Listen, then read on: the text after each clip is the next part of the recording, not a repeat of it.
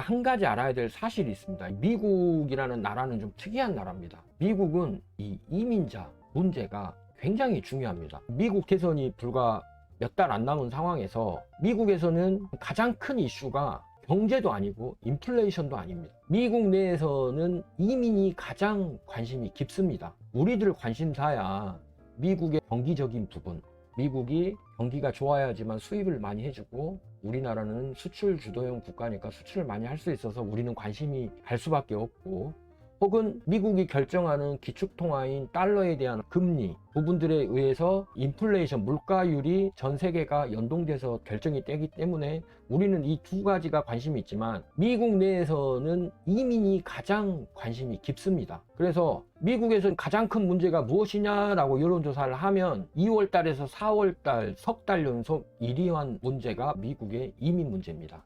2024년도에도 미국의 순이민자 유입이 2023년만큼 많을 것으로 전망이 되고 있습니다. 2023년도에는 329만 7천 명이 미국의 불법 이민들을 갔었죠. 2025년에서 2026년 점차 줄어들면서 역사적인 평균 수치 정도로 내려올 것으로 보고는 있지만, 미국의 이민자 얘기를 할 때 대부분은 불법 입국자고, 이렇게 늘어난 이민자들이 왜 미국으로 이민을 하겠어요? 아메리칸 드림을 실현하기 위해서 가겠죠.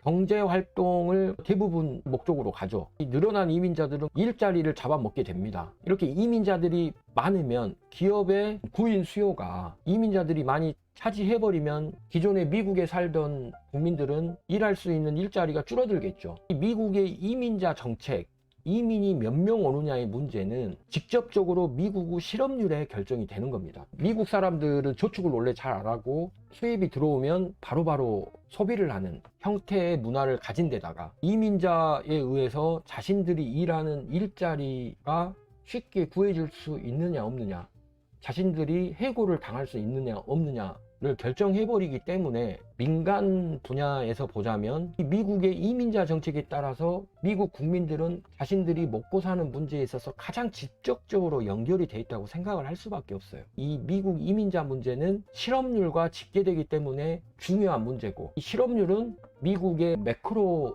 에 있어서 가장 중요한 미국의 경기를 판단하는 지표 중에 하나죠. 일단 미국의 실업률을 보면 아직까지는 견조합니다. 미국의 신규 실업자 수당 청구 건수를 보면 2024년 7월인데 아직까지는 이렇게 실업률이 낮아도 될 수 있나 할 정도로 낮게 아직은 유지가 되고 있죠. 그런데 미국이 비농지수를 매달 초반에 발표를 하는데, 농업 분야를 제외한 비농업 분야에서의 취업자 수를 발표를 하는데 이 부분이 계속 떨어지고 있어요. 그러면 이 말은 무슨 말이에요? 비농업 부분에서 일자리 찾기가 어렵다는 말이죠. 그러면 당연히 실업률 상승을 할 수밖에 없겠네 라고 생각을 할 수 있죠. 그러면 미국에서는 이런 상황이 되면 무엇으로 일자리를 만들 수 있겠어요? 이민자 수를 못 들어오게 막으면 미국에 있는 국민들이 취업할 수 있는 일자리가 이민자 수가 줄어든 만큼 커지겠죠. 그래서 지금 대통령 선거에도 직접적으로 연결이 되고 있다, 이렇게 이해를 하시면 됩니다.